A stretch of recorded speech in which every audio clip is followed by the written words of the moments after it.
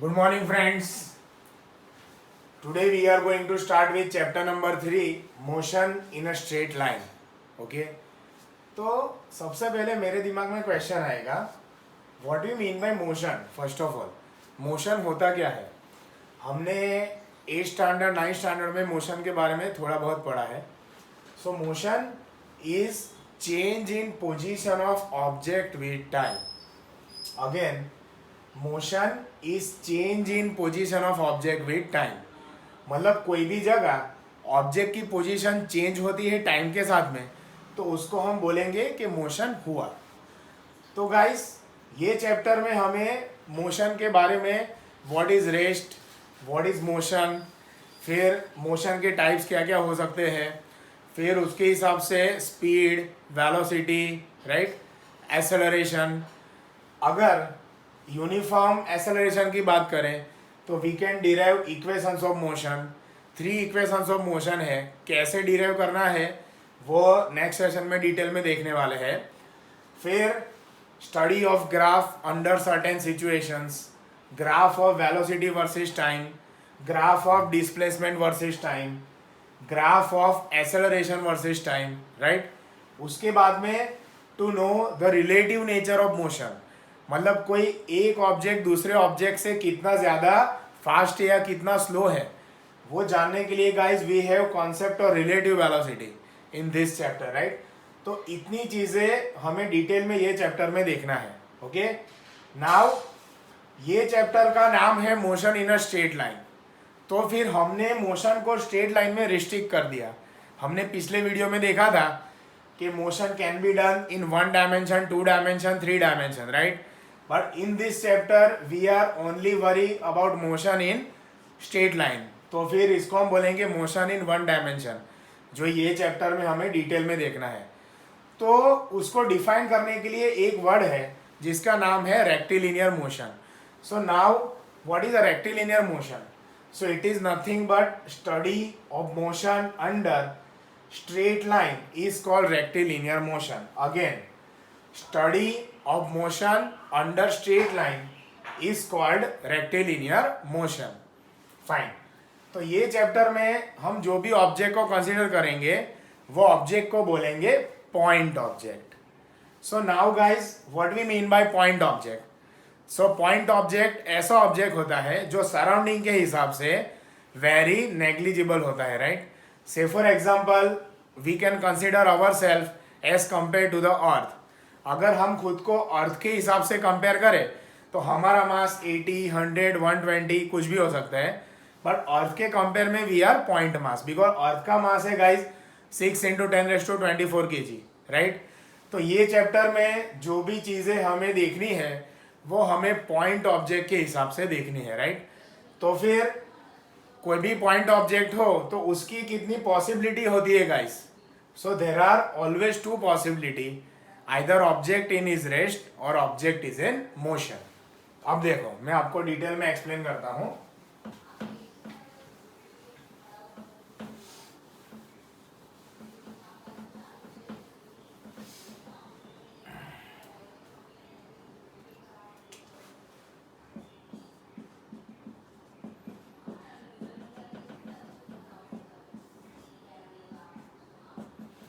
Point object की 2 possibility होती है. Either object is at rest. तो जो ऑब्जेक्ट जब रेस्ट में होता है इसको स्टडी को हम बोलेंगे गाइस स्टेटिक्स. स्टेटिक मतलब स्टेशनरी, ठहरा हुआ. When ever object is in rest तो उसके स्टडी को हम बोलेंगे स्टेटिक्स. और अगर ऑब्जेक्ट मोशन में होगा तो उसके अंदर और 2 पॉसिबिलिटीज जुड़ जाएगी गाइस.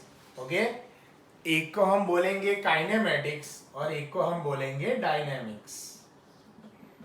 अगेन, एक को बोलेंगे काइनेमेटिक्स, एक को हम बोलेंगे डायनेमिक्स. काइनेमेटिक्स मतलब without worry of cause of motion. मतलब मोशन हुआ, क्यों हुआ, कैसे हुआ वो जानने का जरूरी नहीं है, तो ऐसे स्टडी को बोलेंगे काइनेमेटिक्स. अगेन, काइनेमेटिक्स को बोलेंगे without worry of cause of motion. मतलब मोशन हुआ, जस्ट हुआ, क्यों हुआ, कैसे हुआ, वो हमें जानना का जरूरी नहीं है. So that is what we call without worry of cause of motion. और डायनेमिक्स मतलब yes with worry of cause of motion. इसका मतलब क्या हुआ, मोशन हुआ, क्यों हुआ, what are the resources responsible for the motion, what are the forces affect the motion, वो सारी चीज़ों को हम डायनेमिक्स बोलेंगे, जो डिटेल में हम चैप्टर नंबर 5 में देखने वाले हैं. So with worry of cause of motion, right. तो अगेन मैं आपको बताता हूं, पॉइंट ऑब्जेक्ट को हमने दो तरीके से रिप्रेजेंट किया. One is object is in rest, one is object is in motion. अगर ऑब्जेक्ट रेस्ट में है तो उसके स्टडी को हम स्टैटिक्स बोलेंगे. ऑब्जेक्ट मोशन में है तो उसके स्टडी को काइनेमेटिक्स और डायनेमिक्स दो पार्ट में डिवाइड करेंगे. काइनेमेटिक्स मतलब without worry of cause of motion. Motion हो गया, क्यों हुआ, कैसे हुआ, जरूरी नहीं है, that is called kinematics. Dynamics मतलब with worry of the cause of motion. Motion क्यों हुआ, किस प्रकार हुआ, कौन से पैरामीटर रिस्पॉन्सिबल है, so that is what we call dynamics. Kinematics dynamics दोनों कंबाइन होके बनेगा गाइस मैकेनिक्स, राइट. तो इसी को हम मैकेनिक्स बोलते हैं, राइट. अभी आपके दिमाग में क्वेश्चन आएगा कि मोशन के टाइप्स क्या क्या हो सकते हैं. Okay, so now let's see what are types of motion. तो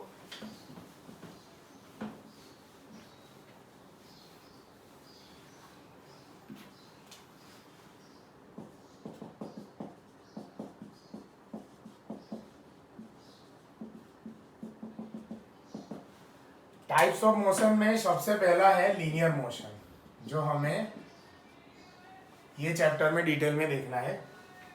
दूसरा है सर्कुलर मोशन. तीसरा है रोटेशनल मोशन. फिर है uniform motion. Then non uniform motion.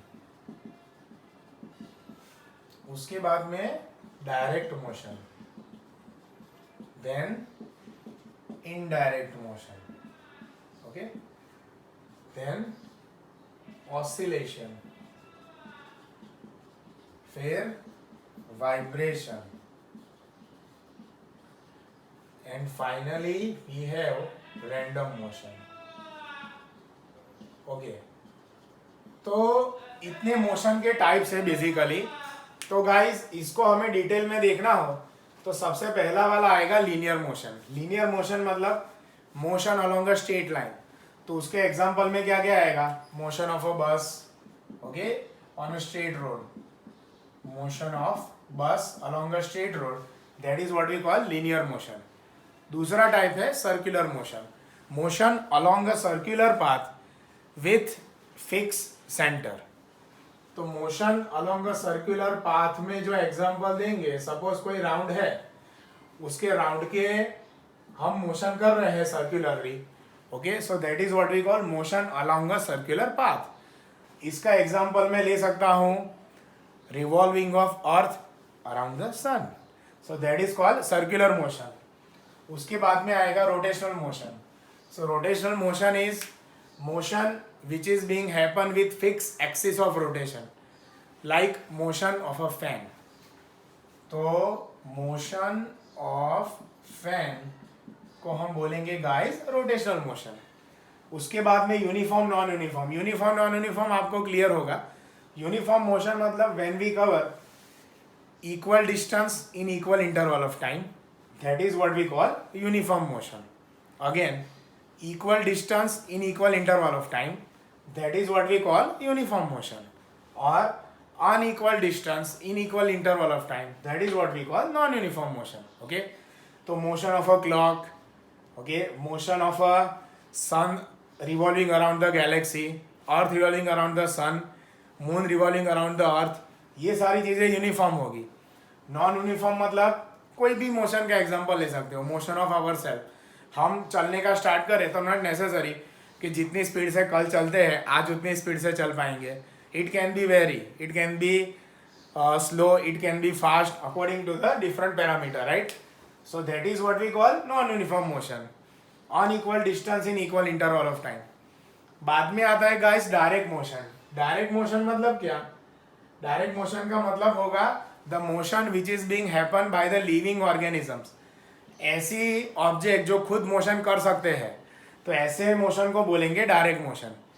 Indirect motion, the motion which is happen by some other object. मतलब suppose ये chair है, उसको मैं बोलूँ कि चलो जाओ कहीं पे मोशन करके आओ, not possible because it is a non living object. तो इसको हमें मोशन करवाना पड़ेगा. ऐसे टाइप को मोशन को बोलेंगे indirect object. The motion which is being happen by other object. Okay, तो इनडायरेक्ट ऑब्जेक्ट मतलब जो भी motion living object non living के ऊपर करवाएगा उसको बोलेंगे इनडायरेक्ट मोशन.